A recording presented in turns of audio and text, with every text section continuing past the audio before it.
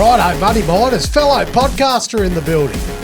Mate, Exploration Radio. 4 podcasters, but that is like a minor accomplishment of Ahmed's. The fingernail on his hand. Yeah, it's just the tip of the iceberg. Tell me about the hand, Trav.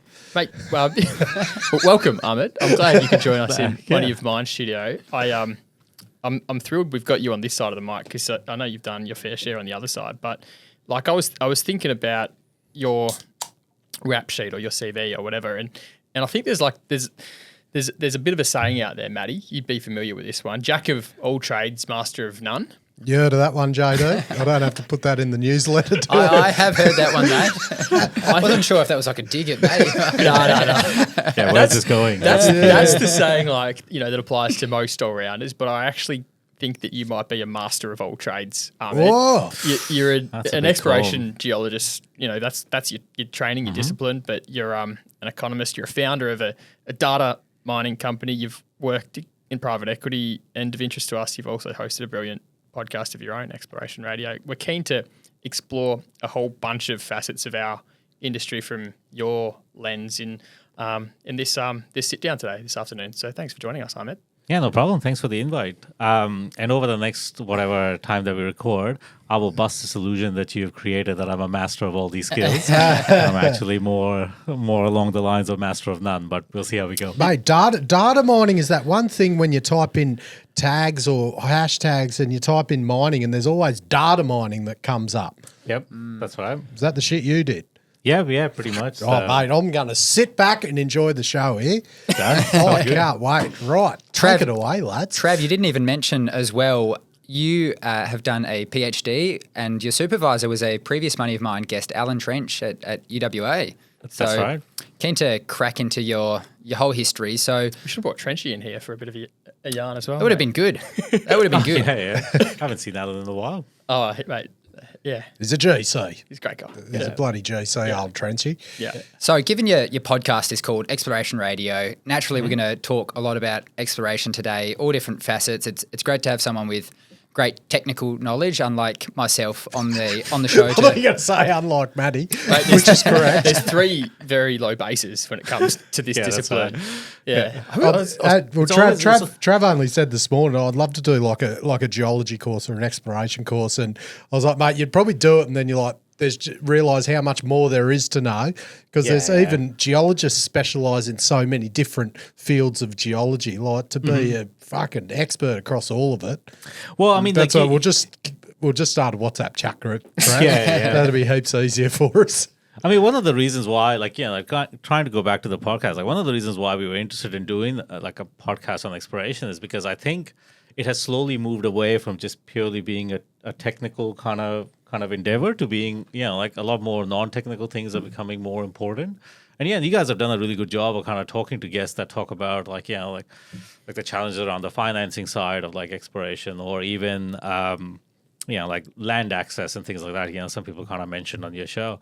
And I think legitimately, I think this is where mining has gone purely from just being a technical domain to actually being aspects that are financial, or they're more community, or they're more safety and things like that have become a large part of what we do as well. And that's kind of what to kind of throw back to the podcast. That's kind of what we were trying to do, is to show people that actually exploration is not just about purely the technical side. There's a whole bunch of other things that come under that umbrella as well. Speaking of that umbrella, I was really keen to start on the funding model of exploration at the beginning of our conversation, Ahmed, because I look at the way that we fund exploration, and for the most part, it almost feels like a broken system. Like returns, if you're investing in exploration in aggregate, and I know there's problems in looking at averages, have been woeful, and it's like the industry perhaps doesn't do itself too many favours. But how did we get here? I'd love to get your perspective on. Yeah, I mean, I think you could probably change your statement by saying it doesn't look like it's broken. I think it is broken, right? I think, I'm not the only one that kind of looks at this, but, people like Richard Shoddy and, people that really look at this stuff. And by every conceivable metric, it shows that exploration is struggling to kind of provide a return on investment, for investors, like retail investors, but also for companies, like major companies trying to do it as well. So I think legitimately, like there is a question that the way we are funding exploration as a whole in the industry is definitely probably the worst way we could be funding it right now. And so it's not a surprise that those companies are not returning a return on investment. And so to your other question, like why we are here, I mean, one of the questions like in the pre-interview that we were talking about this, like I was kind of asking the question that like everyone says that the system's broken, but so on that chain of thought, you'd have to say that at some point the system was working really well. So how do we get from a system that was working really well to a system that's broken in our measure right now? And so if you go back and look at it, like there was a time where exploration was solely done by large companies. It probably wasn't as or considerably more effective than it is right now. But at least those companies had the longevity to kind of do the exploration. They were one agent. They could decide to do things for a long time, and they could really focus on that part. Now I think you have the completely opposite model, which is that it's being done by thousands of different agents, smaller companies, and exploration is mostly all done by junior companies, really, from a discovery point of view. And so how does that relate to how it could have been done before? And so I think the big change, kind of the funding side, is that because more and more juniors do exploration, they are more indebted to a funding regime that allows them to do exploration for a long period of time and do it effectively. And I think where the financial system has kind of failed them is that I don't think it's funding them to do it for a long period of time and to do it efficiently. And that's, I think, where they're struggling. Is that because there's just so bloody many of them and we're not really funding companies, we're funding thematics?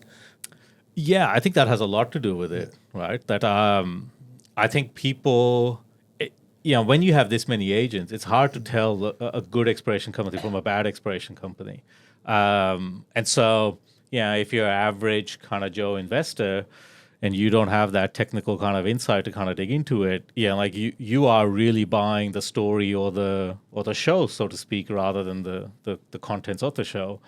And some companies are really good at that content and some are not as good. And so, but that doesn't actually, the show doesn't necessarily relate to how successful they will be in actually delivering a discovery, which is the ultimate point of the industry, or that part of the industry.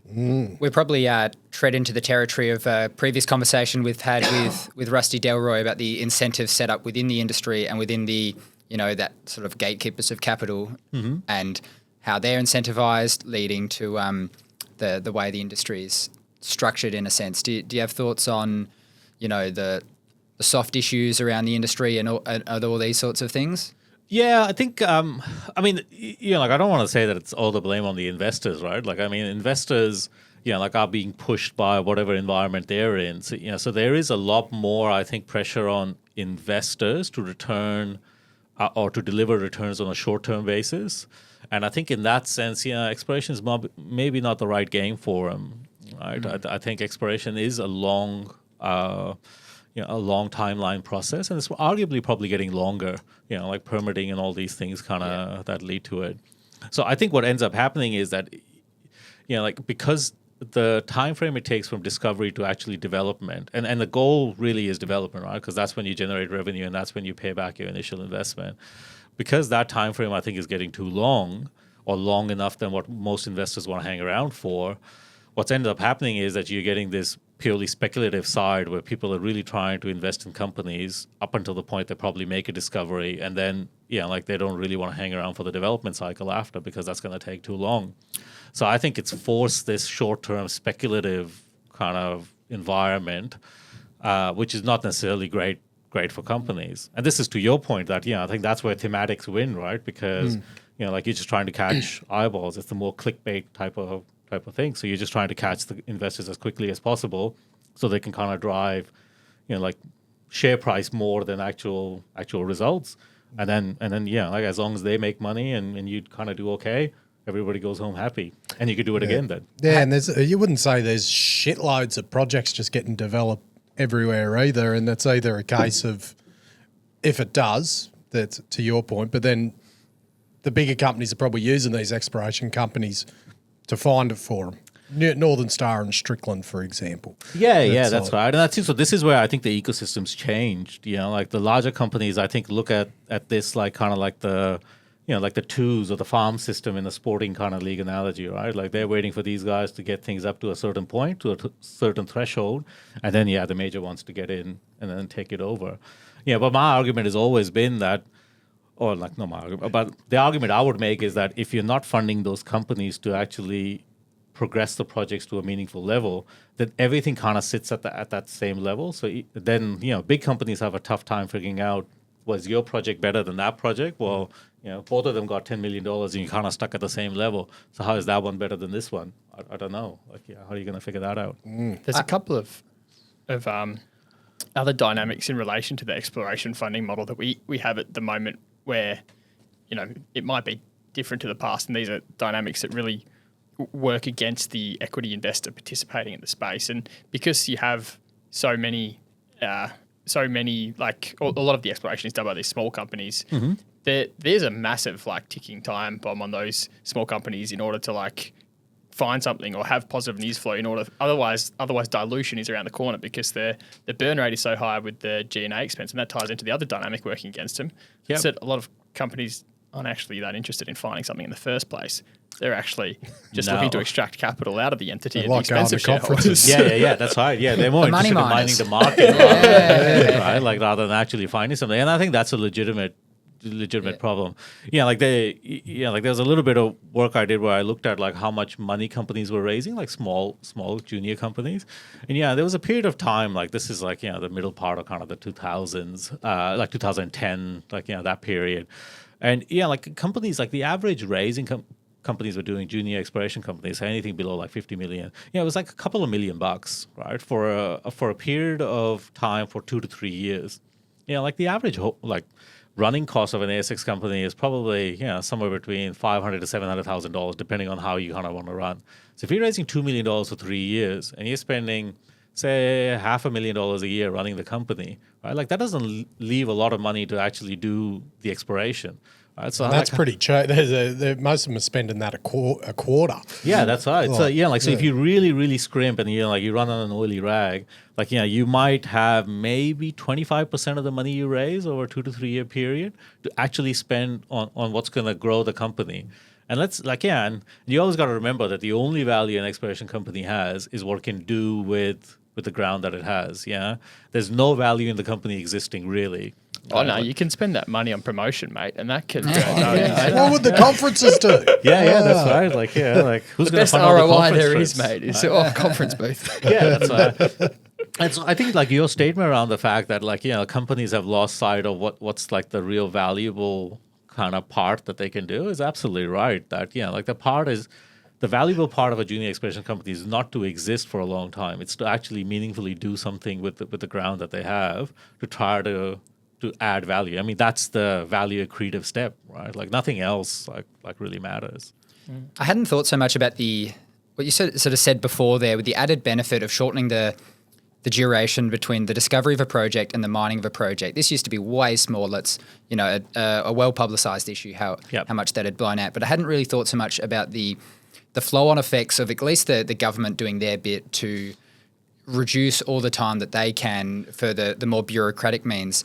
And, some of those flow-on effects, like you kind of talked to there, are more exploration ultimately sort of gets done because the returns on aggregate look better if you do like an NPV type of analysis. Yep. Because those, if you're taking, 3 years out of a multi-year process or something, the whole industry as an asset class looks better, doesn't it? Yeah, that's right. Yeah, so it's like the illusion of kind of value, but ultimately we're not generating value because a lot of those projects aren't getting to the stage where they actually become a revenue generating asset, right? So so at the front end it looks like great, we got so many companies, they're all exploring and they can raise this amount of money and they can spend that amount of money and that's fantastic.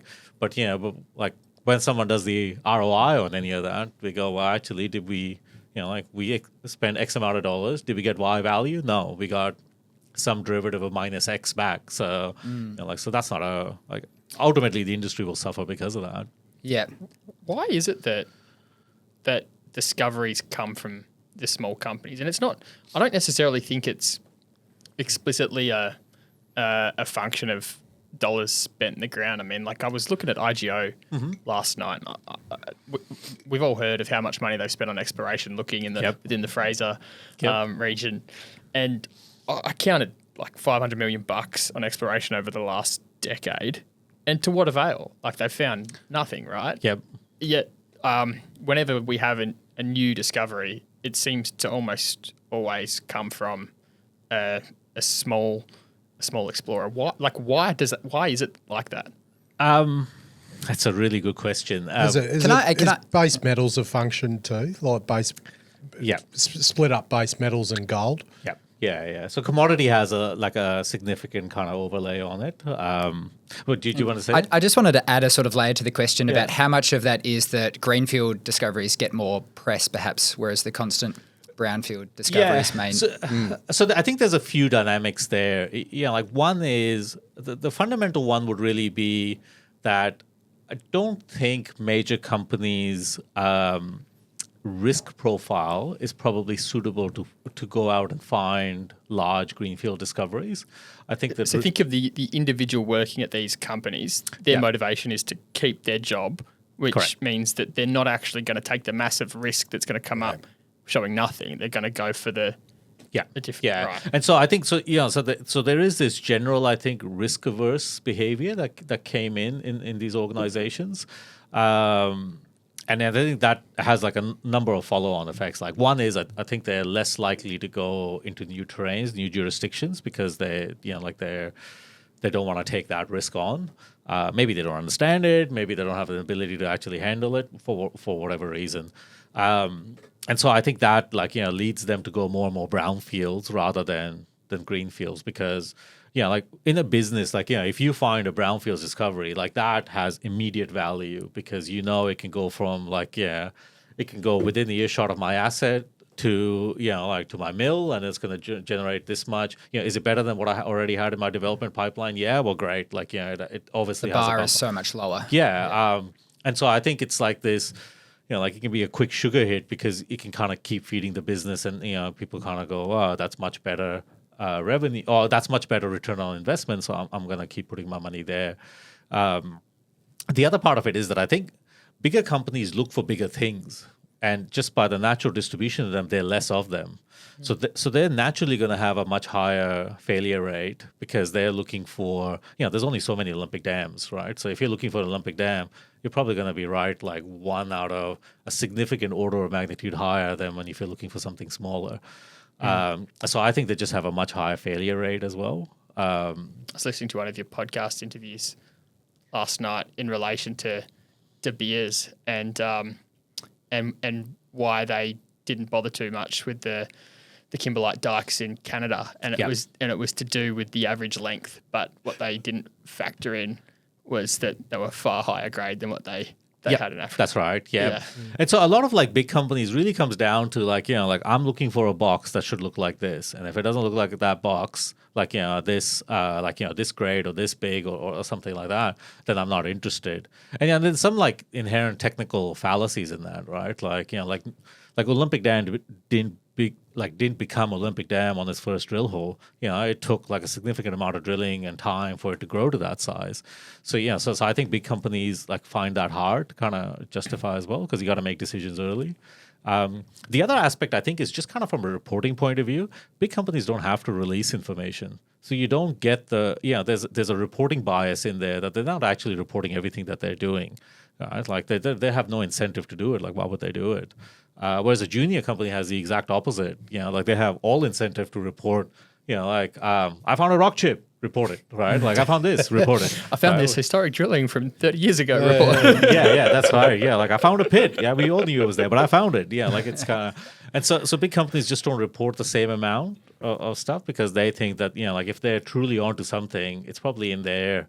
The incentive for them is to keep it in-house as long as possible, so they can monopolize that whole opportunity as much as they can, and then it can go out to the market whenever it kind of goes out to the market. Who do you reckon out of producers on the ASX that have done exploration the best? Because I think Northern Star comes to mind, what they've explored and added on and continued adding resources, especially with like Jundee and the Barrick assets. And like, I'm pretty sure like it went through Bill's journey, like they put a lot of money into exploration, and a lot of that company's growth come from organic growth. Yeah, that's right. Of what they had. What any other ones like?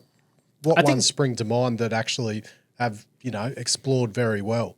I think they've been like historically there have been companies that have done really, really well by adding to their, let's say, company value or business value by organic growth or exploration. Like Northern Star is really interesting because they probably didn't go down the greenfields path. Like they went down the brownfields and then the optimization of those brownfields opportunities in their company structure. The best place to find gold is near gold. Yeah, but from a company that doesn't want to mine medium gold, they just want to mine the high grade.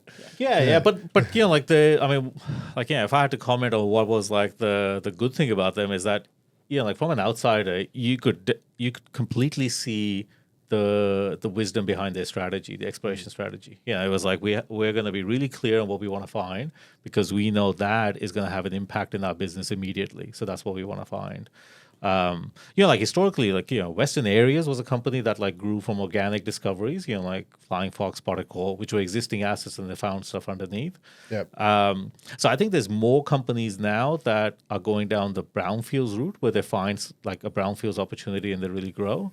I think greenfields discoveries, there's probably very few bigger companies that are going down the greenfields path. Any come to mind historically of someone that's found a greenfields discovery as a producer? I can't think of like something significant. Yeah, it's a good question. It's a question without notice, but get ready for plenty of them. No, that's all right. No, it's good. It's a good question. There are companies now that are big because they had a greenfield discovery, like the Gold Roads and like De Grey's and things like that. Samphire found Monty, like took them ages, but that was only 1 million ton and DeGrussa was 10, so it wasn't significant. And it was. It's a good you question, class that actually. as a greenfields because it was shit like heaps far away. It was a JV with Talisman. But there's in the aspect of like base metals, I think you'd be hard pressed to find. There just hasn't really been any really significant greenfields discoveries that you could say. Winnow was one that was exciting for a while, for Rio. Yeah. Winnow, that was greenfields, wasn't it? Yeah, that's right. So, so Rio has had a few kind of things, but they found, the new BHB one, still very early stages in South Australia, but that's had more. Oak Dam West, That's had more, reporting on than any other exploration asset in about 10 years by BHB. What about was Oz Minerals? Was Carapatina one they found after Prom Hill, or did they have that all already? No, I think Carapatina came in as a discovery already, so it wasn't made by Oz. It had already come in. But it's a good question. Let me think about it. There you go. You got some homework, Cobber. Towards the end of this interview, maybe it'll click in and I'll come up with something. And like, because the funding problem that is broken, the net result of that is if you're trying to place bets in this space, the odds are pretty woeful. They're stacked against you in a lot of ways. But I know that some of the research that you've done, even in your graduate program, was actually about how do you apply a filter on the list of companies that are out there and actually decipher pretty simply what are the exploration companies that are most likely to actually deliver successful outcomes. What did you find there? So to give a bit of background, what I was trying to figure out is exactly what you said. If someone came and gave me 100 companies, could I figure out which of these are more likely or less likely to kind of find something? And the analogy I would make is like kind of a sports team or sport league, right? Like there's always people or teams that are going to be towards the top of that pile, and there's teams have pretty close to zero hope of ever winning that, like championship or premiership or whatever. And so what I was trying to figure out is at a point, could you figure that out? And I think you don't have to work very hard to figure out companies that are definitely not going to be towards the top of the pile.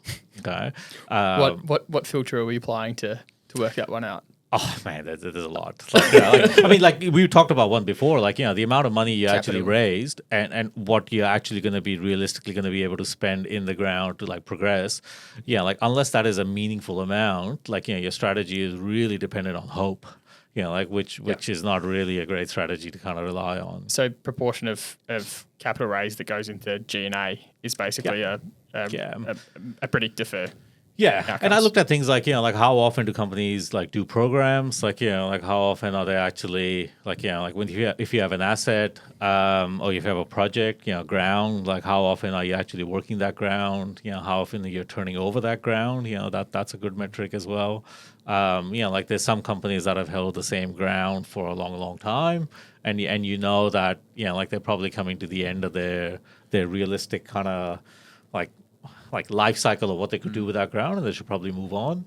But you know, like you can't raise money if you don't have projects. So hence everyone gets projects, and then you can raise money. But having a project is irrespective of whether it's going to improve your odds or reduce your odds of finding something. So we've spoken to quite a quantitative filter, but obviously at this junior end of the market, the qualitative factors, the quality of management, these things matter tremendously. Completely.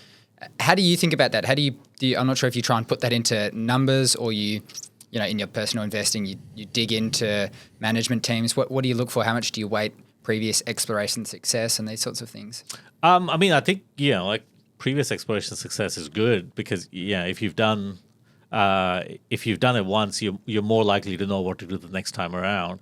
And we do find this, like, you know, there is a bias in people that are successful once tend to be successful multiple times, particularly in exploration. It's actually like unique that it's not just in exploration, it's actually outside of exploration as well. Like, yeah, if you look at other industries, people that find things or set up companies that are successful, they often set up other companies that are successful as well. It's generally not sort of luck, you know. No, like, well, I mean, you know, some people say it's luck, but, you know, like I always attribute it to the old, like, you know, the Gary Player was a golfer, and he had this saying, he's like, you know, the more I practice, the luckier I get. Yeah. And that's kind of how I ascribe it, right? Yeah. Like, these guys have once might be lucky, but twice is less lucky. And three times. Like after you've been lucky 4 or 5 times, like, you know, you probably figured out something that other people haven't in some way. Yeah. In exploration, I think there is a little bit of a bias in that when you're successful, I think the funding side is maybe a little bit easier for you for your next venture and the venture after. Yeah. So I think that credibility allows you to be better. The probability of success. Yeah. So it improves the odds compared to the rest of the population. But to your question, like, yeah, like what would you look for in management? Definitely, yeah. Like, yeah, in small companies, they're not driven by processes; they're driven by people. So the strength of the person or how they can make things happen has a fundamental effect on whether that company is going to be successful or not. And so, yeah, like how clear is their strategy? Like, you know, what's their ability to raise money? You know, you could have the world's best idea, but, yeah, if they're terrible at raising money, they're going to go absolutely nowhere. You know, like what's their ability to execute as well? Like, you know, there's a lot of companies that when you look at them and you go, I don't understand how you're going to execute. You know, like you have ground in the DRC. We were talking about DRC. Oh, that's fantastic. Have you ever been to the DRC? No. Do you have anyone on the ground? No.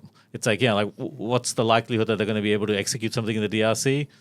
Pretty close to zero.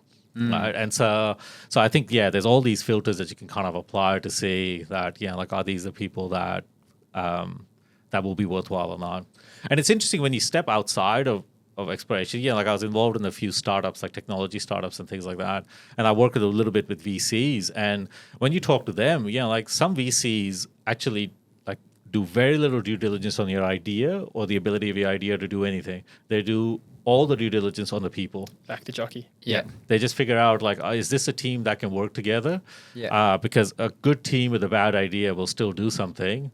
But, you know, but a bad team with the world's best idea will still slaughter it if they can. And so they spend all their time working with the people to figure out how likely is this person going to deliver a return on my investment. If you look at all those filters, where does the filter rank if they're using Seamus Murphy in Anytime Exploration? High, that'd have to be pretty high. Yeah. I mean, if you want something executed, just get Seamus to do it. So and that's probably up there with like management, like especially the VCs looking at it. That'd be probably one of their big red flags. Anytime and Seamus aren't in the company. That's right. I mean, like you say this in jest, but it's actually a legitimate point, right? Because It is. Everything I say on this is true. exactly. Yeah. But this is the point. Like, this is one thing I would kind of review is that, like if you're a company that say has to work a certain way, right? Like you have two ways. You could either spend all your time trying to create the way to work, or do you find another way to do it? And did you find an easier way to do it? Do you find a faster way to do it? And a proven way to do it. Yeah. And that's any time. Yeah. Do you waste the money like getting a HR team that needs to do all this stuff? Or do you just like go to Seamus who will source your field geos? He hasn't wasted money on a marketing team. No. He's just used Exploration Radio and Money of Mine. We've got a confession, mate. We almost have you to thank for our business model because Seamus, who of course sponsored Exploration Radio or might still sponsor, if you pick the potty back up, but he reached out to us and said, I used to, this was our first ever sponsor. And he goes, I used to fund sponsor Exploration Radio, but you guys seem to have, a more consistent episode. So I'd love to sponsor you guys. No, that's Mate, perfect. it's all you, bros. We'll give you a cut later. Then we kind of had validation of the business model. And to be honest, like a lot of our sponsors, we kind of went back to them and said, because, our podcast was not a regular podcast. And often people would say that, we want to sponsor regular content. And so, so we threw your name and a few other things. We were like, if you want regular content, go talk to them because it's not really what we were doing at that time. So I'm like, I don't have any issue with that at all, right? If it works for Seamus and it works for you guys, then who cares? Saves us recording it later now. So we're all good. Thanks, Seamus. And then in that funding dynamic, you talked about the process of turning ground, right? And I think there's a cognitive bias that we often have around sunk costs. And how do you think about this as a geologist and observing other geologists? Is there a tendency to get so wedded to a project because you've sunk a lot of time into it, you've got that endowment effect associated with it? Do you think people have a tendency to overstay their duration, time and money on projects that should just be turned? Yeah, I think so. I think the short answer is I think geologists are emotional about projects that they have. And so I think they want the project to succeed at all costs. So they'll just keep kind of working in that sense. But there's legitimately, a fear I think that geologists have, because most of the discovery stories are always like, this person explored the ground and they walked away and then another person came and found something. So people have this paranoia that if I walk this ground and someone else comes in and explores it, I will be the footnote in the story the whole time that Ahmad left this project and then we came in and found it, bang, they came out. And I think that's legitimately a concern, right? But my argument to that is that almost every ground has been walked over by most people and then fine, right? Half of the lithium discoveries have been walked over by people since the 1920s or 30s looking for something completely different, right? So I don't think the question is whether there could be something on this ground. The question should really be, are you the best person to try to find it? And I think if the answer to that question becomes that you're not because of the company makeup you have or your own technical skills, then I think it's a valid point to move on to the next opportunity. The problem, the problem I think it really is, having been in junior companies, the problem of dropping ground is that if you don't have projects, you can't raise money. So I think, so it's always better to have a project than to not have a project because no one's funding a company with no projects. And if you do sell one and move on to another one, you at least have to shove a royalty down their throat to save face a little bit. Yeah. How do you think about the different types of management companies we have at small caps, at Explorers? You have people that come from the accounting background, the finance background, the geology background, obviously, some from a mining engineering background. Do you have any red flags in how you think about it? Obviously, history's shown people been successful from all walks of backgrounds. But the best bloody gold producer in Australia, one of them's run by an accountant. Yeah. So, I mean, on small caps, Explorers specifically, are there teams gives you a bit of a red flag? I think the red flag more comes from the fact that if you don't have certain skills inside your company, you're probably going to struggle, right? Like that, that's just legitimately a thing that you're going to kind of run. Is finance background one of them? Not necessarily. I think there's they're going to be milking the fucking options and everything. Yeah. Well, I mean, I think like I said, not necessarily. I think there's like other skill sets where you go, like, if you have if you had let me phrase it this way. If you had a medical technology startup, right, and you didn't have a single medical practitioner in there, right, or someone that understood the whole regulatory environment of medical devices, what do you think the chances of that company being successful would be? Close to zero. Right. So, and I think that's the way that I kind of look at it, right? Like, I don't think it's a problem that, if a company is run by an accountant or a mining engineer or not. The question really is, like, what type of skill sets do you have inside that company, and how do those skills kind of allow you to execute on what you're trying to do inside the company? And if you don't have that, are you able to source that, or are you just blindly kind of going through it and hoping for that problem to go away, or like what are you going to do to address that kind of problem? And I think that's more the question of like why. I think there's plenty of kind of smart people that come together as mining engineers or accountants and stuff, and they can be equally as good exploration people as long as they kind of address all of the fundamental issues they're going to have inside the company.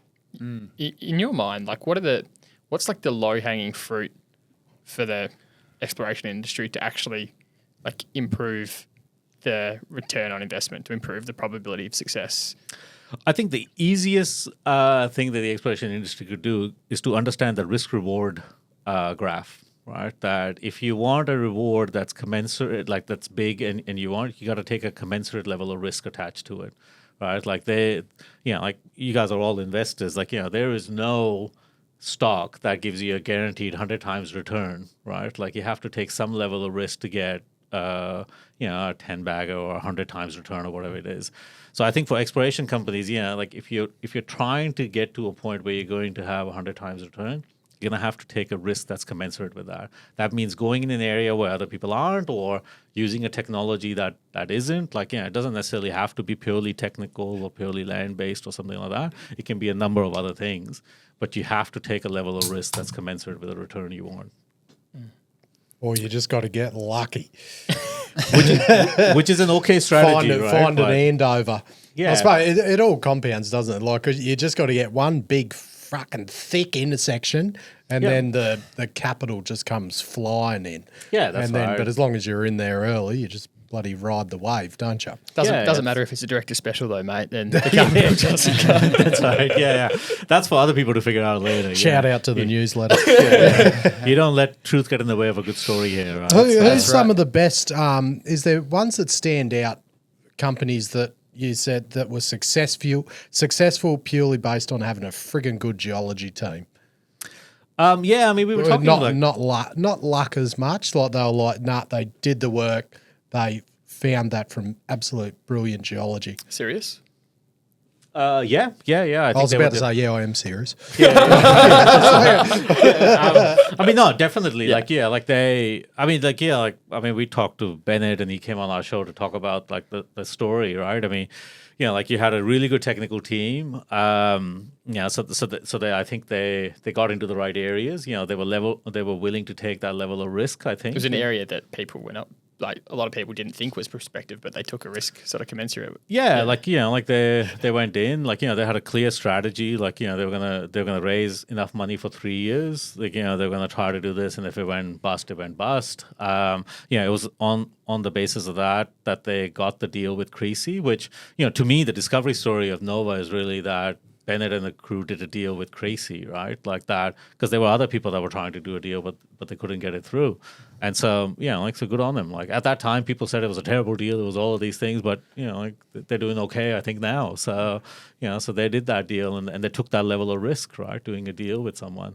But historically, there've been a few, and we were talking about this before. There have been a few Australian companies that were just technically very, very good.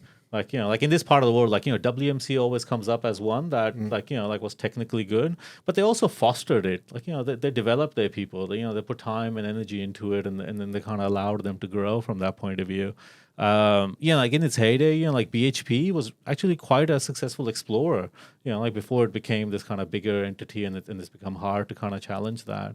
But I think there's still like good technically focused exploration teams. The challenge is that they, like in certain situations where they have to go in, or certain jurisdictions they have to go in, it's not purely just a technical challenge now. It's like, they might have to go to the Central African Republic or like, like Central Africa or something like that. So the challenge is not so much the geology. The challenge is really what they, like how can they actually operate in those areas. I think buddy, hang plenty of shit on them for their promotional crap, but Spartan, like you got to look at what they've done. Like that thing was in admin, and they're like, the only way we're going to get this out of admin is find something. No, they found it before. Oh yeah, and but they it didn't was go into admin. But and then they restructured the company not around, admin. They did go into VA, and then they found it, and they were completely recapitalised. Yeah, but then I think it was like, right, I think that obviously had the hint of never, and it's like, right, the only way we're going to get this company going to where it's got to go is fucking turn off the mill and drill it define this resource, and they've done it, and one of the bloody hottest possible development stories in the gold space. So that was probably. You'd have to think that was done from good geology. And I think luck, just turning the rig around. Again, don't let the truth get in the way of the story here. They're not these days. But I guess the point is as a fundamental, probably doing good geology and trying to see the opportunity should be kind of the base level work, right? Yeah. And then you can kind of build on top of it. Like in Spartan, they obviously knew they were onto something because they'd kind of discovered this. But the capital structure of the company probably wasn't right. The investor base was definitely not something that was going to reward them for any exploration success. So they had to restructure the company, kind of reset it up, and now I think they're benefiting from that, right? So there's a lot of other things that kind of fit into the space as well. But as a fundamental, you probably want to have enough technical ability to do the work that's kind of put in front of you. How does a generalist, I think, I don't have any geological capability. I'd almost class myself as negative capability in that domain, but I'd love to know from you and others, how does someone like me have the ability to pass PARSE, not pass, pass fact from fiction, or like bullshit from not, when it comes to like some of the stories that are told to promote. Like, and I one that comes to mind a lot was Novo Resources and the story of how gold appeared in the Pilbara kind of conglomerate system over there, and it was like, I can't remember the exact story, but it was like it was all underwater back in the day, and gold all ran through, and then you get these little watermelon seeds of gold. The watermelon seeds. Yeah, and I mean, like, a great story to tell. I figured out this way that of why there's all this gold around here, and if you believe me and my theory and how this gold got here, you'll like give me a big market cap, and I'll be able to raise a bunch of money and tell you that I can mine it profitably. And that bit hasn't happened, but but you know what I mean. Like, how does someone like me be able to like? Might have been a seedless watermelon. That's right. Yeah. And geologists were skeptical from the start.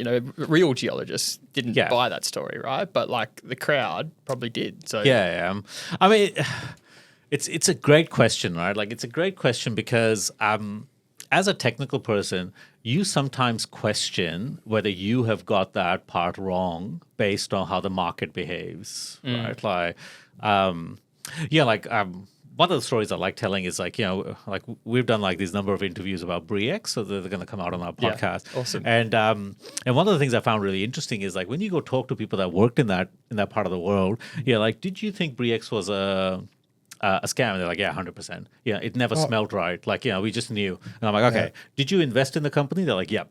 So like, why? I knew it would go up. Right. Like, and they're like, because I didn't want to be wrong.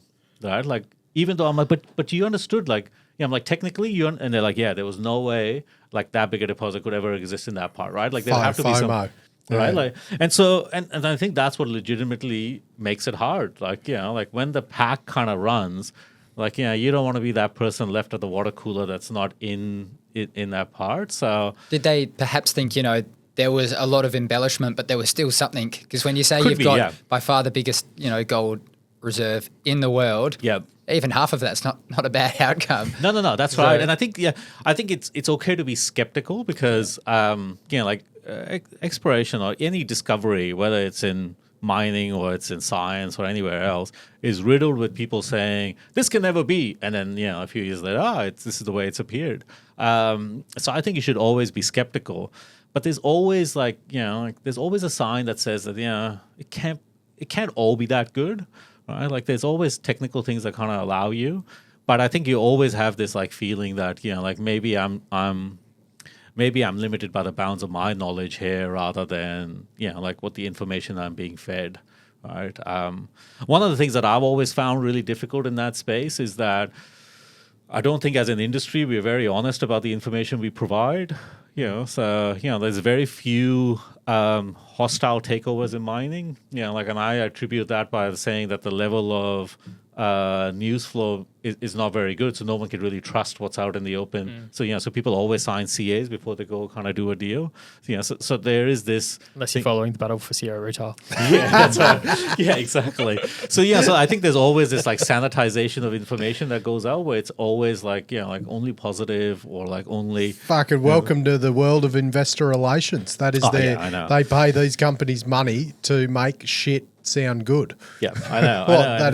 That is what they do. Yeah, I know. And then there's all Hence these why you two didn't start an investor relations business. yeah, that's you probably do better out of that. That would have been. You would have got no business. I was going to say, wouldn't have stacked up at all. Yeah, your strategy would be honest. They're get rid of these guys. Bring someone else. We'll be looking through potential candidates. You're shit. Yeah, better give them a shout out because they still give me a free subscription. But those Discovery Alert guys, because they put out the sort of multi-page analysis on why something is doesn't pass the sniff test and the reasons why it doesn't look as good. That sort of stuff. I find that bloody valuable. Yeah, and I think there's I think there could be more of it. I think there could be more of this, right? Even resource statements, when people put them out, who the hell knows what's in half of that stuff, right? The average investor, what are they going to know about that, right? So even people that are well seasoned will look at this stuff and go, the way it's written, it's kind of written to be ambiguous. So so that's always a red flag. Is why do you have to be so ambiguous? Why couldn't you just come out and say what it is, right? So there's all these things that I think kind of build to, to kind of pull the hood over people's heads to say, well, they shouldn't know what's really happening. That was the foundation of our show, mate. The bloody abuse I copped for the reviewing the Black Cat mineral resource estimate at Paulson's. Yeah. Everyone, because it was 9.8 grams, but bloody that thin. Yeah, that's right. But when you actually go into it, they're bloody, yeah. Isn't that where JORC is heading, but where you nearly have to have a reserve to put out a resource? Is that still happening? Yeah, I think. I think JORC is going through kind of a major restructure, and I think that's one of the issues around it. And I have to be careful what I say here because I think there's a whole bunch of narrative around it. But I think one of the issues has really come from kind of the investor side or even the ASIC side is that, well, if in the end of the day, if companies don't police themselves, then there will be a regulatory body that will police this much harsher than it is now. Yeah. And I think that will be a disaster, right? Because they don't fundamentally understand what information we need to put out. And there's so many of them. Yeah. So I think there's a legitimate kind of battle coming here where, people want an avenue to get information in a meaningful way so they can make their investment decisions. But companies are not playing that game. They gamified that game in a way that they can actually put out information. Yeah. You started your career in Canada as well. You studied there and then began working there. Are there things we could learn from the NI 43-101 code that, perhaps in Australia and maybe even more broadly, other aspects of how they approach exploration that we haven't quite cottoned onto yet? A little bit. I mean, I think 43-101 became a very heavy-handed approach because of the colossal Pre-X. disaster that was pre-X. So much more prescriptive, isn't it? Yeah. So it's so they tell where JORC is different is you can do a lot in JORC. You just have to be transparent about what you've done. Whereas 43-101 is no, we'll tell you what you need to do and you need to follow it to the so it's more of a administrative kind of check rather than the way JORC was kind of set up. Lot more detail, but isn't it? Yeah. Shitloads more. And I'm not sure what the right approach is, right? Like I'm not like I think being prescriptive is great, but then but does that really work for the variability that you'll get in certain like outcomes?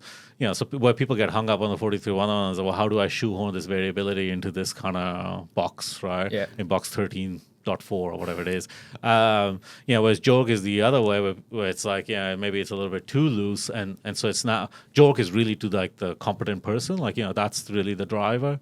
So I'm not sure what the right approach is. But ultimately I think there has to be this like intermediate step now where, like average person reading releases, like I think will get very little meaningful information to try to figure out what they are. Even as a technical practitioner, I sometimes read releases and go, I don't even know what the hell this means. Like, what have they actually done here? Like, like it's just really hard to kind of figure that stuff out. Well, NI 43, JORC, mate, how much of a game changer, but has Verify been?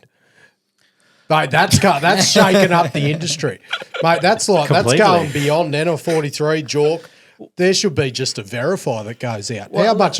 Let me just ask it this way: like, fees. How many legitimate presentations do you see that still use clip art? Right, and for me, like, there's got to be a better way to communicate what companies want to get out than the way that we've been doing. Right? Mate, when you saw your first Verify model, what sort of what feeling did you get through your body? Did you think, geez, this is good?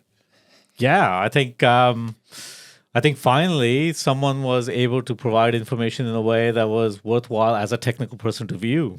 Right, like. But is it at your level? You're up here, we're down here in exploration. Yep. Is the Verify side of things better for the down here level to give people a better understanding? Whereas you'd have your own bloody models and shit going on, wouldn't you?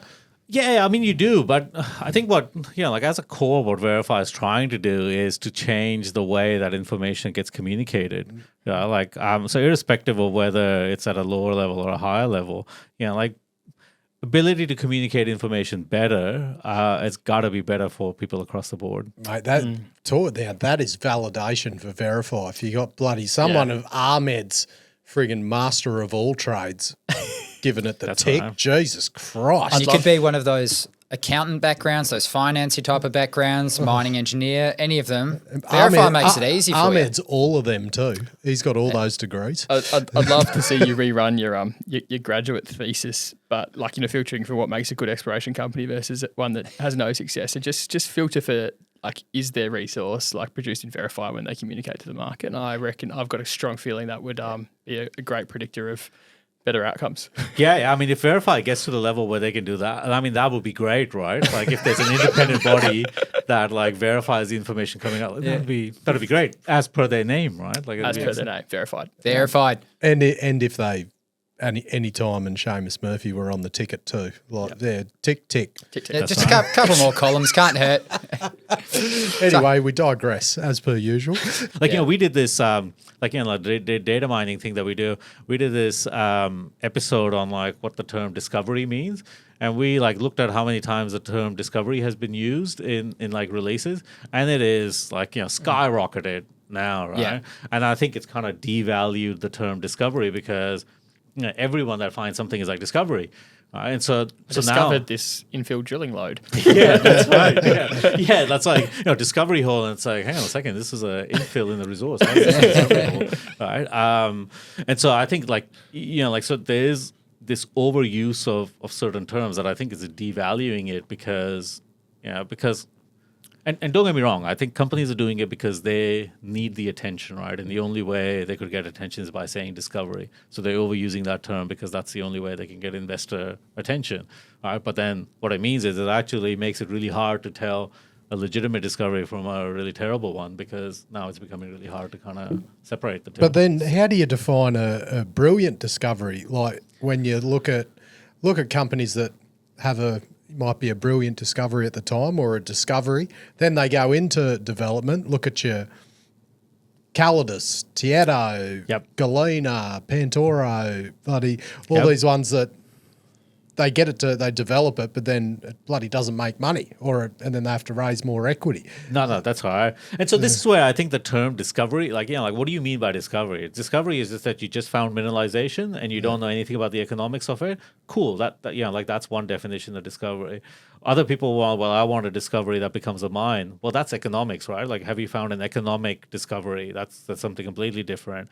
And so I think there's these kind of like layers where like people will they'll say they find a deposit, and then it goes through the development cycle, and you go, actually, this is probably not gonna make it, right? Or it's not as good as the hype that the discovery had. And I think that's that classic kind of like two hump kind of investment thing where people are investing in the speculation and the discovery up front, and then they all kind of leave to the development cycle because they don't want to know how good or bad that asset is going to be or that discovery is going to be. So you always ask the question, what does it mean to you, discovery? That's a good question. I think it depends on who you are. Like, I think if I'm inside a major company, discovery to me is something that will become a revenue source. That's really what it means to me. If I'm someone that's speculating on junior stocks, discovery is a good intersection that creates an arbitrage that I can benefit from as a shareholder. Some good rock chips. Yeah, that's right. Yeah, that's right. So I think it really is to the person, like what are you actually wanting it to be? And I think that then dictates what you should look for. Like in a big company, in a big company, you could get a lot of significant intersections, but are they to the scale and the size that's actually going to be a meaningful asset in that company's portfolio? That's a fundamentally different question than I've got a significant intersection here. That doesn't mean anything in that space. Tying in a few kind of like themes of our conversation so far, if I'm running a small cap exploration company and I'm a genuine money miner, like not one of our fans' money miners, but like a genuine money miner. I want to basically promote the share price as much as possible on very kind of little like reality. What things would I be manipulating in the JORC tables? Like what are the key tricks that you often see pulled by people who are trying to mine the market? That's a good question. I think the loose definition of anomalous would be one. Right. Like, tell me more. As in, what qualifies as a true anomalous intersection or not. Often you'll see people, they'll try to manipulate an intersection to make it as big as possible to say, we've intersected 100 meters at something. And then you go and kind of look at it and you go, well, actually, it was 1 meter at higher grade. Yeah. Or it's 100 meters, but it's 0.1% copper, and you're like, great, I could get 100 meters of that in my backyard if I wanted, right? Gotcha. So 100 meters at anomalous copper level. Yeah, Trav's going to be control F-ing the shit out of that on every bloody JORC report now. Yeah, and also things sometimes you see releases 50 grams per ton intersected over 10 meters or something like that, and you realize there's one nuggety intersection and they've padded it out over a 10-meter thing to make it look good. So there's a lot of these type of things people genuinely do it, and having been in junior companies, I know that you are sometimes incentivized to put out an intersection a certain way because it'll get above a certain threshold, so people will look at it in a certain way, right? And what about putting together a mineral resource? Is there assumptions around the distributions of intersections? And gold, it's this magic number, right? You always have to get to 1 million ounce as a resource figure, and right? it's back calculated from the performance rights usually. Genuinely, right? Bang on. And so irrespective of where you get to, it has to be 1 million ounces or whatever grade, and sometimes you look at it and you go, this is not a 1 million ounce resource, right? It's maybe 300 ounces or 400 ounces, but the rest has just been shoehorned in to kind of make it look like that number.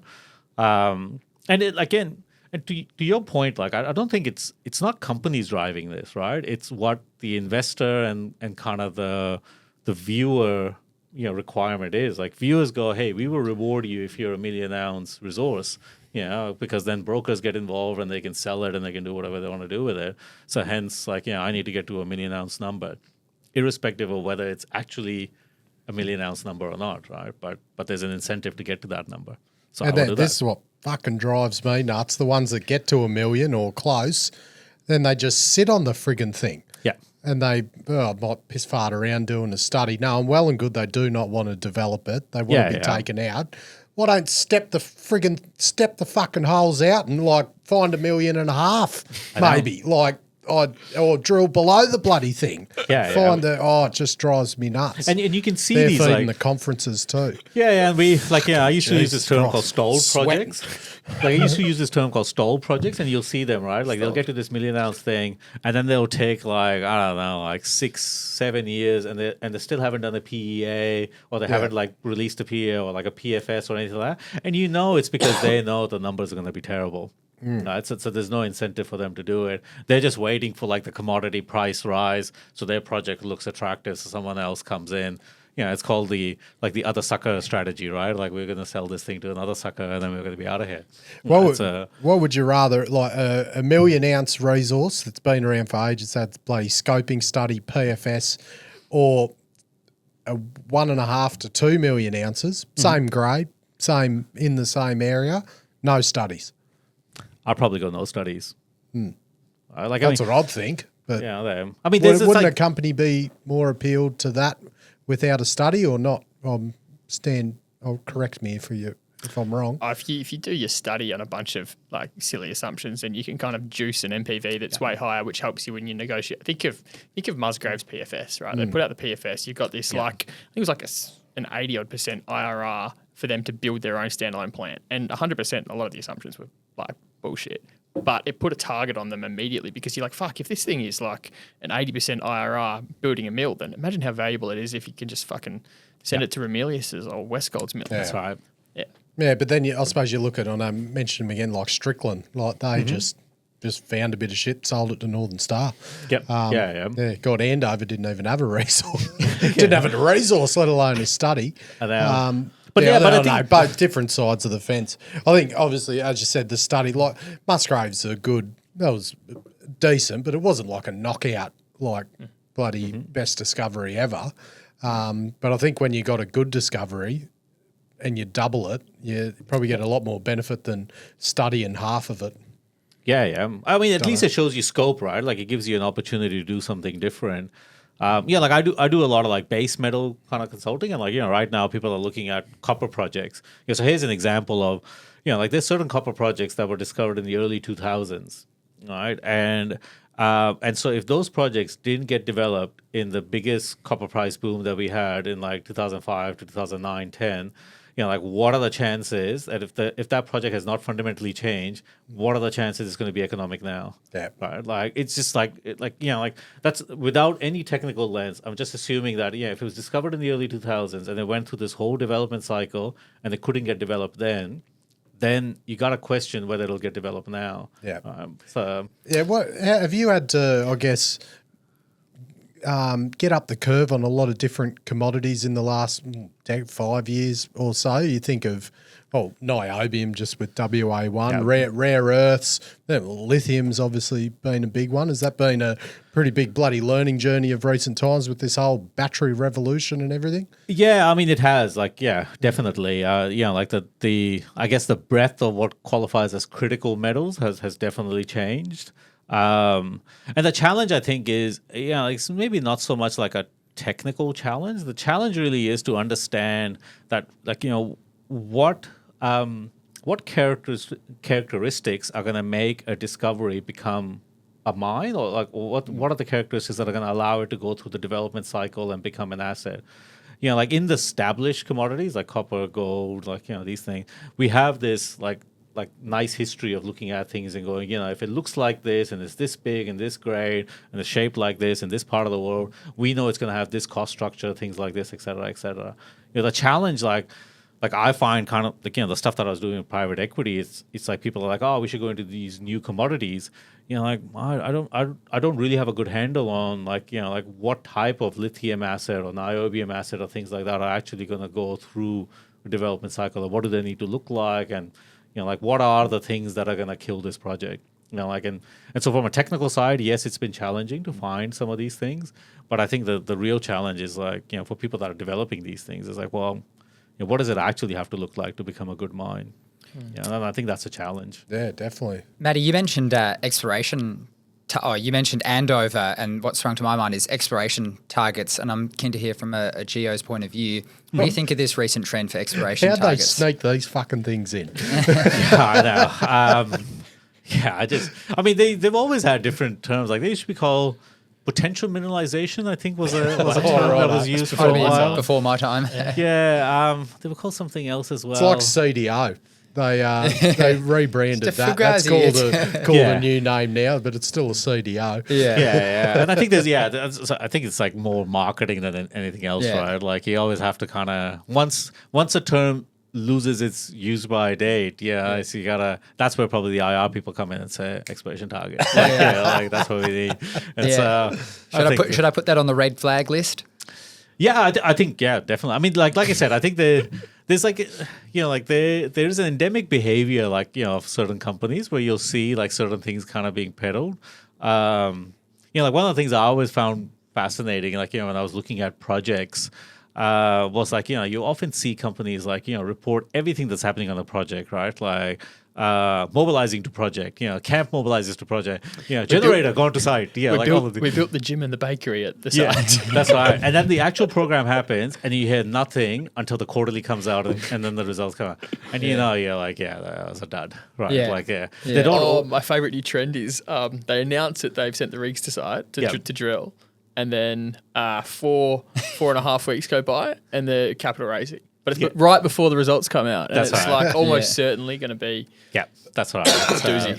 Yeah, that's right. So there's, I think, this type of behavior that you kind of pick up on, and like I said, sitting inside small companies, there was a certain level of strategizing to see how you could kind of play. You've seen how the sausage has been made. I think, and like I said, I don't think it's anything. It's not driven by the companies. It's just that you look at it and you go, mate, if you need to get there, we're gonna have to do these things to kind of get there, right? So I'll play devil's advocate there actually with exploration targets. Are they more a function of the fact our resources are created in terms of continuity of an ore body? So you can't say it goes from 0 to 500. So they can only say it goes to. We can assume it goes to 550 or whatever. It doesn't mean it's been continuous for 500 metres. We can't say. We assume it's going to go for another 250 or 500. Is the exploration target maybe a way around the way the JORC is set up? Yeah, on continuity? It's a way to communicate the possible upside potential of your project. If it is continuous. Right? And I think that's fair enough, right? I think that's a valid point in that companies should say that is this thing closed off, we got nothing else, or is there still stuff we can do, or and maybe that's an investor thing, right? You want to put it out there to say are you going to get more purchase out of people investing in the company based on the upside you have, or do they want you to work on the resource to work that up, or whatever they want to do? So I think there's legitimately a requirement for companies to report that stuff, that upside potential. What would happen if a company puts an exploration target out and then they drill down and find it's closed off and they don't meet their exploration target? I think that'd be a bit of a naughty. I reckon you'd get in shit for that, wouldn't you?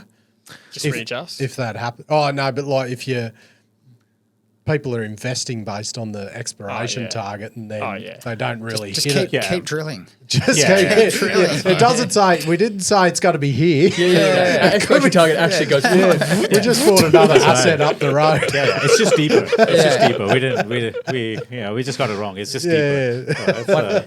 You got to be an optimist. That's the key attitude of an exploration geo. You just got to be optimistic, Matty. That's right. Wattle Dam was an interesting one when Ramelius had it, really fucking high, really high grade. But it just stopped.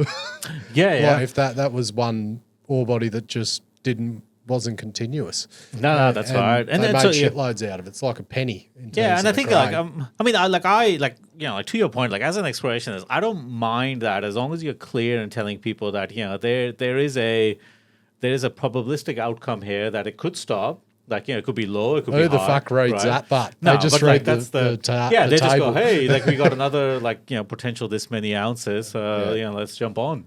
So, Don't read beyond the title. yeah, that's right.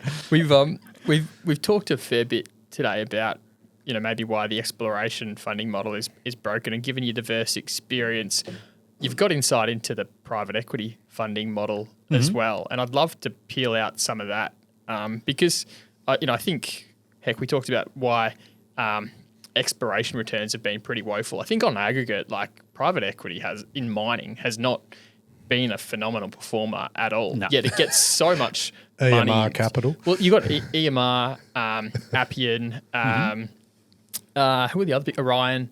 These are like like more so, Appian, Orion, RCF. They're really big kind of mining private equity players out there, and they've but their returns haven't been phenomenal. There's a bunch of other private equity groups who've like shut up shop because they've torched money and the returns have been no good. But for whatever reason, they continue to get insane amounts of inflows, and I think it's a favoured model by the US pension funds. Correct. Yep. Can you speak to the funding dynamic that mining private equity is susceptible towards?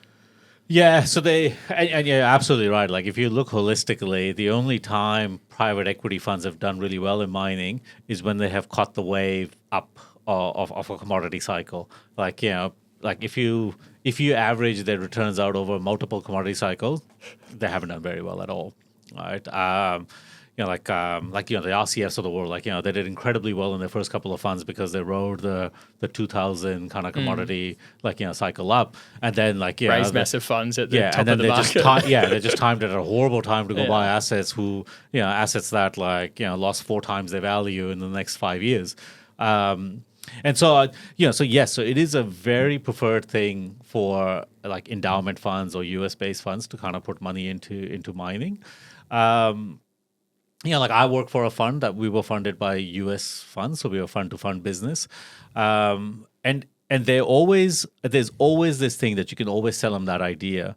I think the challenge ends up being is what we found is that as these development cycles get bigger and bigger, like to kind of take a mine from resource to kind of like mine, the challenge is that private equity has a fixed kind of investment cycle. Is that about 10 years, or what's the? Yeah, so normally it's like 7 to 10. That's 10 kind of years. what it averages. So you raise the money for the fund, and then within 7 to 10 years, you've basically got to return that money to the So in 7 years, you got to deploy the money, and then get the return back as well. Yeah, and you want to deploy it in the first 2 to 3. Like, what's the timeline to deploy? You want to deploy as quickly as you can because you get management fees on the amount of money deployed. Gotcha. So you want to deploy it as quickly as possible. So ideally, what you want is you want to have all your deals kind of set up, and as soon as the money comes in, you want to execute them and get them out of the door, right? And then it gives you the longest possible time frame for the investment cycle to finish, development to get made, whatever, and the money to come back, and you distribute it out to your investors, right? And ideally, the other key thing is that the shorter you can have the time frame in private equity from investment to return, the better your IRR is, because you're paying a fixed interest on that money the longer it stays out in the market. So if you could put money in and into an asset and 3 years later get it back out and sell it, that's great, brilliant, right? As opposed to putting it in there for 7 years, because you're going to pay twice as much interest essentially on that. More because it's compounded, but you're paying more interest out of it. And so the challenge really becomes is that there are very few mining bets that give you a development cycle of a fixed time frame from resource to production, and so any delays in that process, you're basically cutting your returns as you keep going longer and longer, and so that's kind of a problem. So in jurisdictions where there's sort of uncertainty in permitting timelines, you just basically as a private equity group have to put a red line through those jurisdictions. So for example, certain places like BC or things like that, we know that development timeframes were more than 80 years on average.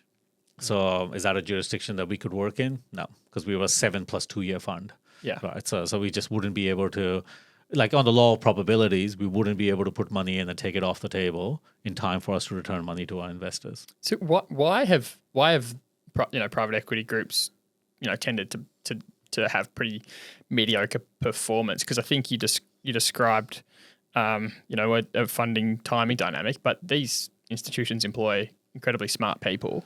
Yep. But they often don't have stellar returns. Why is that? I mean, I guess having gone through, so I was in a private equity fund where our model was that we were not a fund full of finance people. We were a fund full of technical people. So we followed our money in. And that's what was supposed to be the differentiator for us, right? We weren't passive investors. We would go in with our knowledge and then help the company kind of progress that development along. And I think one of the challenges in like the model that you're describing is that being a passive investor in development, I don't think is a great idea, because a lot of the you're not really in control of the risk on your investment at all. You're really completely vetted to the strength of kind of the team that you're investing in. And frankly, developing a mine, a lot of shit can go wrong. Right? They're complicated things. They don't tend to go smoothly, at the best of time. Any of your listeners that have ever done a renovation, there's always some screw up along the way that blows out timelines and does, it's kind of the same with development, right? There's just complicated beasts and shit happens and you can kind of they can kind of run away from you. And I think so there's that kind of compounding in that, as regulatory environments change, it gets tougher and tougher to kind of navigate them. In certain jurisdictions, environmental permitting is now taking 5 to 7 years alone. That's just one part of the permitting process. So how do you navigate that with the complexity that with all the other stuff going on? So I just think it's a complicated kind of business. I have a friend that works in a bank, right? They finance mining, and he's just I'm like, what's your return like? He's like, yeah, horrendous, right? He's like because and they have another problem, right? If you have a loan from a bank and you default on it, what are the chances that a bank's going to take a half-built mine in West Africa? Those guys wouldn't be able to tell which country they are in West Africa on the map, right? They're like, we just have to renegotiate the debt, right? And so, so companies kind of know, there's no real incentive for people to kind of finish development on time and on schedule, right? They know they can, if they have a little bit of lag, they're like, well, we can always get the debt refinanced and we can still function okay. We might take a little bit of a reputational damage, but there's plenty of people that are taking reputational damage and are still sitting on boards and things like that.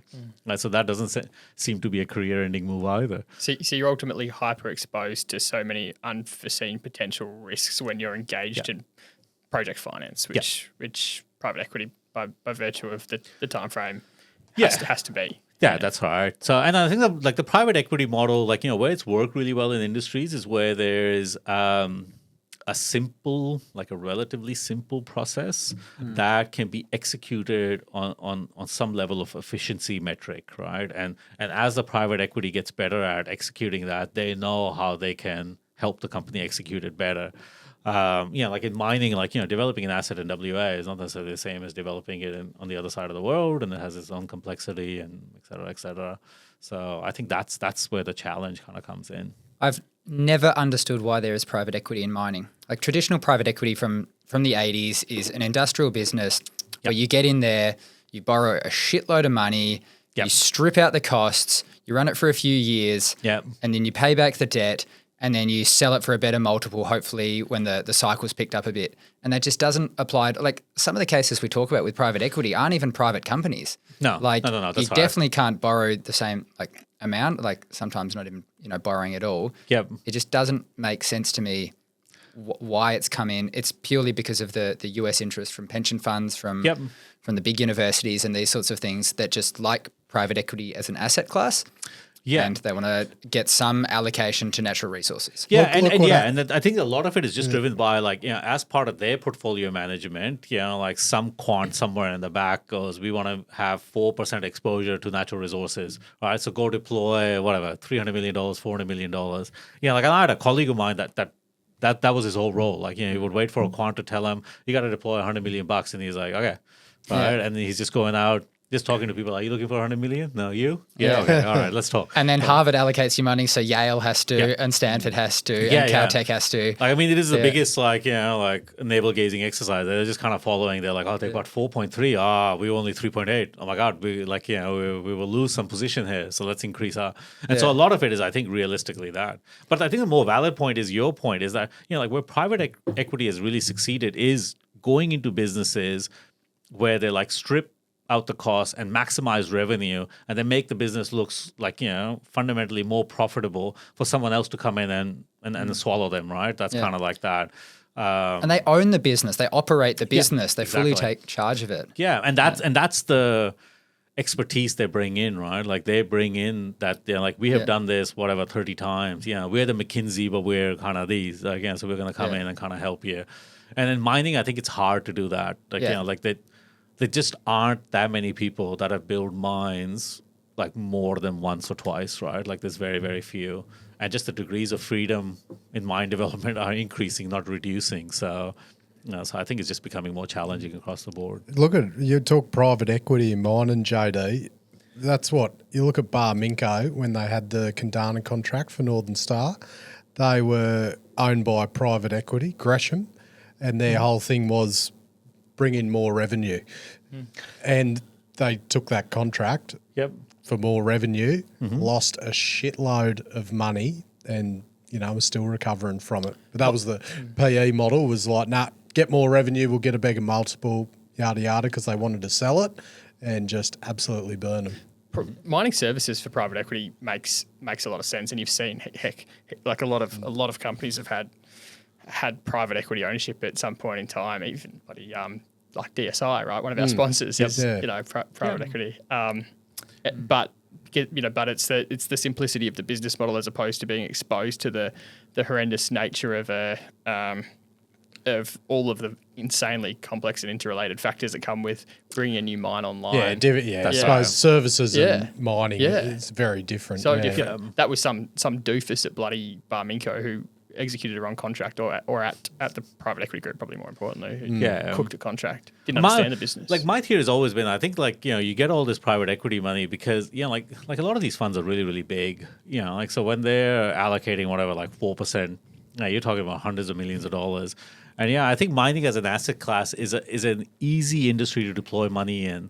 Right? Because people don't look for $1 million or $2 million, right? Like they're looking for big tickets. So I think it's an easy way for them to kind of deploy their capital. So I think maybe that's why they always want to have this kind of exposure to the cycle. But I think like in reality, I think a lot of them are really just trying to play the cycle, right? Like they just want to get money into a certain commodity, ride it up, and then know that like if their asset looks good enough, it will get purchased by someone, and then they're out. And mining companies, like if I'm a major, I probably will prefer to deal with a private equity because I know they're a non-competitive entity. Like, these guys don't want to run a mine. So, so there's a nice kind of sale kind of conversation there. So maybe that's why they prefer them. Yeah, I don't know. You mentioned McKinsey before. And speaking of like red flags, I often think like, heck, if a mining company ever hires McKinsey, Bain or BCG, massive fucking red flag. Yeah. Do you share that thought? Yeah, completely. Why? Well, I have been on the receiving side of having McKinsey people come in and basically tell me what I told them in a much snazzier presentation. And you go, like, fundamentally, I just don't think... Like, we had them where they came and, like, reviewed exploration stuff, and they just fundamentally didn't understand exploration. It's just like, it's really hard. Like, I mean, like exploration, like, in certain places, it's a tough business, right? Like, you got to manage like a few different things, like community risk and things like that. Like, like what is someone that sits, like, I think our guys came from France somewhere. Like, like, what does this guy sitting in Paris actually understand about the reality of how we operate on the ground? So, in certain places, so we don't get our kneecap shot off, right? Like, what is like, how does this person actually understand the, like, the complexity of how we operate in the business in certain parts of the world? Like, they don't. So all they're really doing is they're just like, you kind of giving in the content, and then they're communicating it to your bosses, and your bosses are more likely to listen to them than to listen to you. So that's really all they're facilitating, right? Because when you pay someone $1 million, you're kind of a moron if you don't listen to what they say. Right? So you might as well listen to them. And then you can also say, McKinsey gave us this Exactly. advice. Yeah. It's just branding, St. right? Barbara loved all that shit. Yeah. It's just branding. Like McKinsey has a great brand, and the guys are they can do good work, but it's just brand. You're just paying for the brand, right? Because if you go to investors and say, "Who told you this?" You can say McKinsey, and they go, "Oh, it must be good," right? Like I saw this great meme earlier today. We should flash it up on YouTube. And it was actually in a meeting. I think it was somebody whispering into George W. Bush's ear. Then that person's McKinsey was like, "How can we make this business better?" Like increase revenues, decrease costs. That's the advice. that's right. Like rocket science. Yeah, and they're not like groundbreaking kind of in my experience, the analysis we got wasn't groundbreaking. They told us exactly what we knew we had to do. It's just that we didn't have buy-in. So to their credit, they improved our buy-in internally to do what we needed to do. But it's just that our voice has no traction as opposed to their voice. So to your point. Yeah, classic kind of. I mean, it depends. Like, if you're getting McKinsey into your business to like help you, market like your product, like marketing side or things like that. Yeah, they will have experience on how stuff like moves across and that could be something that they genuinely. But the nitty gritty of our business, I don't think McKinsey has many people that understand mining as well as people inside mining, right? So There's two questions, Ahmed. That isn't a McKinsey sponsorship ad, by the way. If you guys get McKinsey sponsorship, we do. We are alternative. I've already made enough enemies with the management consultants. There's two questions that you always ask your guests on Exploration Radio, Ahmed, and I think it'd be fitting if we finished our conversation with you today asking the same questions. The first one is, what is something that needs to live in the mining industry at all costs? It's great because when you guys mentioned that you're going to ask me these questions, I think this is the first time I've had to think this hard. That I made my guest. You got heaps of responses to pick from all the ones you've asked. I mean, I think the part that I now realize how hard I made my guests think about answering these questions. So I think one thing that should live in the topic of kind of the kind of this talk is around exploration, and one of the things I think you should always remember is that exploration is really kind of the only way to grow the industry. It's the only way to replenish kind of the pipeline of opportunities that we have. That's not to say that there can't be companies that can take advantage of a niche and become really good at how they operate or whatever they do. But biology kind of teaches us this lesson, right? Like if you become really highly specialized in a niche and that niche disappears, you basically go extinct. And so the one way of kind of preventing yourself from becoming extinct is to kind of try to look for new opportunities that you can kind of go for. And I think that's what, in my opinion, I think a lot of large companies are kind of forgotten. They think that they can become better cost handlers and all of these things. But eventually, you're making yourself highly susceptible to being disrupted by someone that comes in and completely gets rid of the requirement that you have become really, really good at. So the thing that should live is that the fact that you remember that exploration really is kind of the only way that we grow our industry in some way. The drilling of holes is the thing that needs to live. Yeah, that's right. Drill holes. Yeah, and don't be you're not going to find anything if you don't kind of go and do some work, right? So we were talking about this before about luck and serendipity, and we did this episode around serendipity versus luck. And the two of them always get confused with each other, but there's a fundamental kind of difference between them. Serendipity is the act of doing something, and then through that you achieve some new knowledge or endeavor or something like that. But the key there is that serendipity requires you to do something. That's how you kind of discover something new. Luck is it's completely out of your control. And so so this adage that people kind of say is you should drill holes. And they're well, one way to be serendipitous is to go do something, drill holes, and then you might find something, even if it's something you didn't think of or of or anything like that.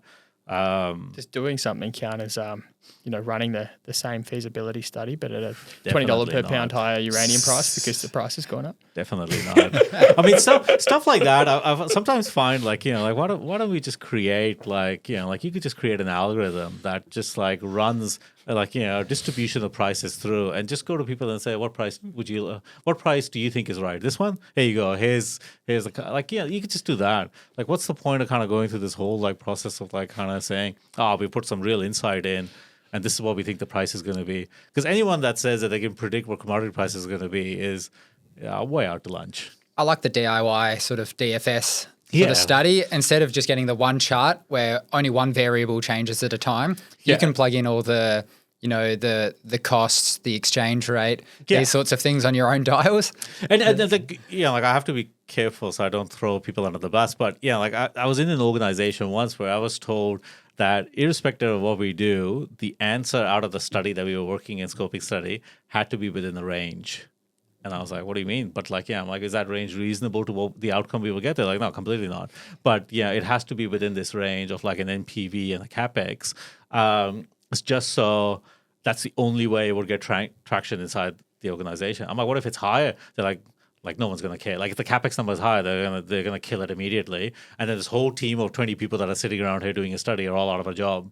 So there was this incentive to hit exactly the number that people wanted. Having looked at your CV, I have some suspects, but we'll get into I want to know the percentage of scoping studies PFSs to mines. Oh, yeah. Like, I reckon it'd be what, 1%? Well, if that? I reckon less. Fucking less? Yeah, it'd be absolute. It depends PFS or DFS, but PFS would be less than 1%, would be my guess.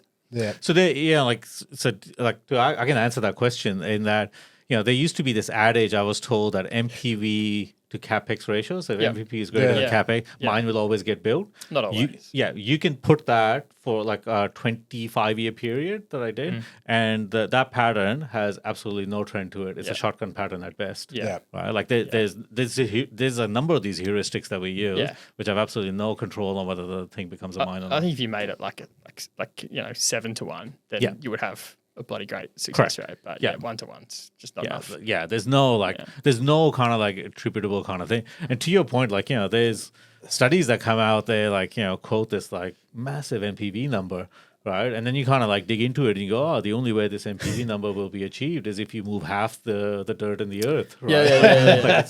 It's sure, I can make it look really great if I moved this many tons. Yeah. But that's not going to happen. Or it's like, silica sand, but then you realize that the amount they want to produce is equal to 50% of the seaborne market. Global is you got to torch the assumption of the commodity price if you do that. But that's right. And so I think there's these metrics where it doesn't take, I think, a very educated person to figure that out. You kind of look at these heuristics and go, they don't make sense.